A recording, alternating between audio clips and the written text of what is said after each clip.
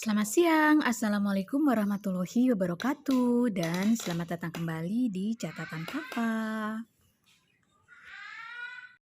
Nah, teman-teman, kemarin-kemarin kan aku memposting video cara menabung harian ya.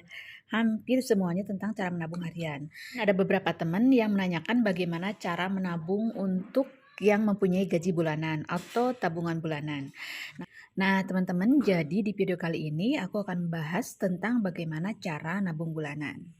Nah, sekarang ini yang sedang aku pegang ini adalah metode untuk menabung bulanan. Sebetulnya sih ini adalah metode untuk budgeting atau atur uang bulanan.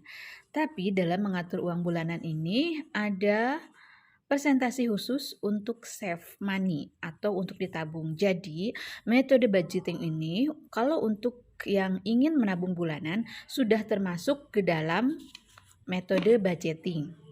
Nah, di sini ada 6 metode yang akan aku bahas. Jadi kali ini metode ini akan aku fokuskan pada savingnya atau pada tabungan bulanannya.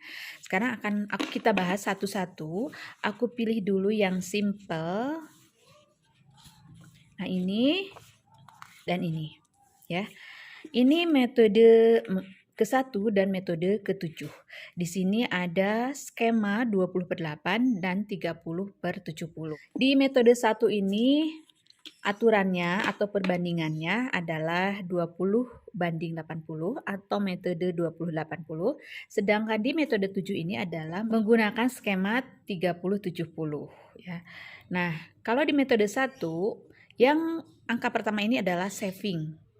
Sedangkan yang 80-nya adalah untuk kebutuhan sehari-hari. Jadi karena ini budgeting untuk atur uang bulanan, jadi yang 100%-nya itu adalah gaji ya. 20%-nya kita gunakan untuk saving.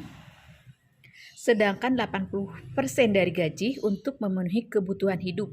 Semuanya mulai dari kebutuhan primer, kebutuhan sekunder, hiburan, pendidikan, dan lain-lain di angka 80 ini. Nah, sedangkan di metode 7 ini sama pengertiannya, hanya beda angkanya.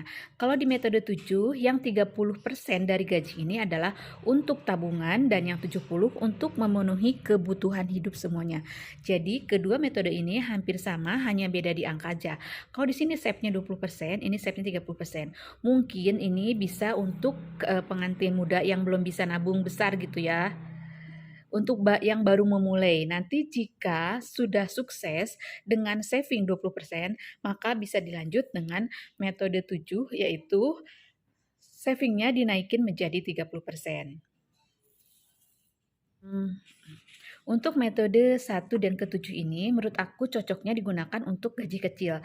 Jadi pembagiannya lebih sederhana dan lebih praktis. Dua metode ini merupakan metode budgeting yang paling simpel. Karena hanya dibagi dua ya dari gaji itu. Dibagi dua yaitu untuk saving dan untuk memenuhi kebutuhan hidup. Nah, jadi ini ya metode 1 dan metode ke-7. Lanjut kita ke yang lebih menantang lagi. Nah, di sini kita ngebahas metode selanjutnya yaitu metode 2 dan metode 3. Nah, di sini gaji kita dibagi menjadi 3 pos ya.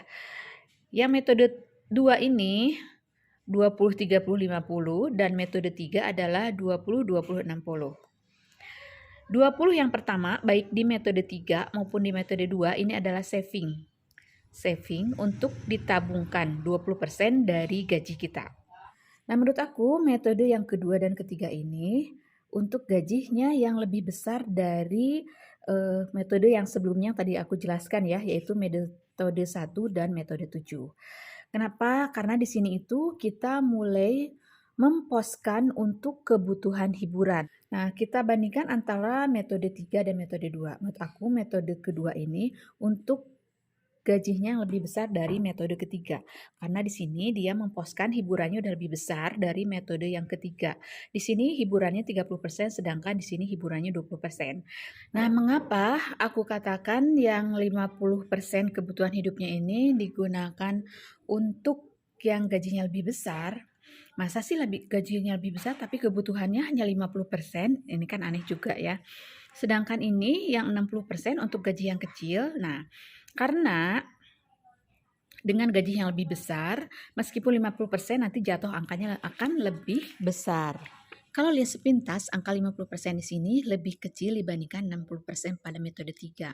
Tapi karena gajinya besar, pengalinya besar, maka sebetulnya angka 50% ini rupiahnya lebih besar daripada yang 60% pada metode 3 jika gajinya lebih kecil. Nah, sekarang kita buktikan dengan perhitungan. Nah, kalau sudah dibuat perhitungan ini lebih jelas kan? Kalau misalnya gajinya anggap di sini lebih besar daripada ini. Aku pakai angka 2 juta dan 1 juta biar lebih cepat menghitungnya ya dan agak signifikan. Nah, setelah dihitung 50% dari 2 juta itu adalah 1 juta rupiah ya setengahnya. Sedangkan 60% dari 1 juta meskipun ininya lebih besar tapi karena pengalinya lebih kecil maka jatuhnya juga akan lebih kecil dari ini yaitu 600 ribu rupiah. Karena itu aku sarankan yang 50% ini untuk gajinya yang lebih besar. Dengan gajinya yang lebih besar pastinya perjuangannya juga lebih besar ya. Nah, itulah teman-teman metode kedua dan ketiga budgeting yang bisa digunakan untuk tabungan bulanan juga ya. Di poin pertamanya di sini adalah digunakan sebagai tabungan ya. Sama dengan yang sebelumnya juga di poin atau pos yang pertamanya itu adalah saving dulu. Lanjut berikutnya adalah metode yang keempat dan kelima. Di sini sama si uang gaji kita dibagi menjadi 4 pos ya. Di sini 10, 10, 30, 50 dan di sini adalah 10, 20, 30, 40. Sama dengan yang tadi, kalau untuk kebutuhannya itu lebih kecil persentasinya, berarti di sini gajinya lebih besar.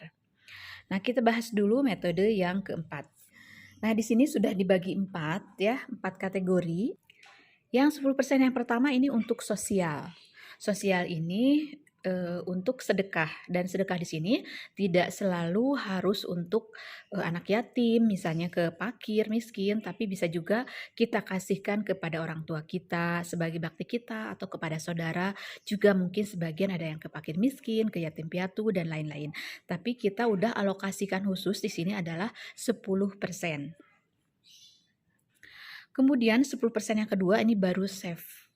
Ya, jadi di sini yang sebelumnya itu ada 20% untuk save, di sini juga 20% kalau digabungkan, tapi sini udah dibagi dua untuk tabungan akhirat dan untuk tabungan duniawi.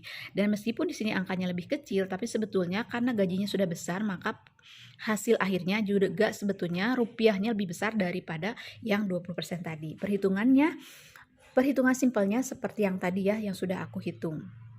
Kemudian 30% di alokasi yang ketiga ini adalah untuk hiburan. Hiburan ini bisa juga digunakan untuk cicilan. Misalnya untuk cicilan beli rumah, untuk cicilan beli mobil gitu ya.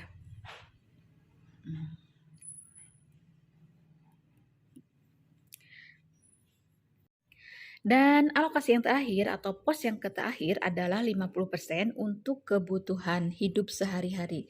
Untuk memenuhi kebutuhan hidup mulai dari makan, biaya sekolah, listrik, ledeng, pulsa, dan lain-lain. Pokoknya dialokasikannya 50% untuk kebutuhan, 50%-nya adalah untuk saving, sedekah, hiburan, atau cicilan. Ini metode keempat. Lanjut ke metode yang kelima. Metode yang kelima, karena ini metode keempat dan kelima ini dianjurkan untuk yang penghasilannya sudah mapan, maka di sini sama ya, dibagi menjadi 4 kategori. Kategori yang pertama sama, ini untuk tabungan akhirat, untuk sedekah, untuk orang tua, saudara, fakir, miskin, yatim, dan lain-lain.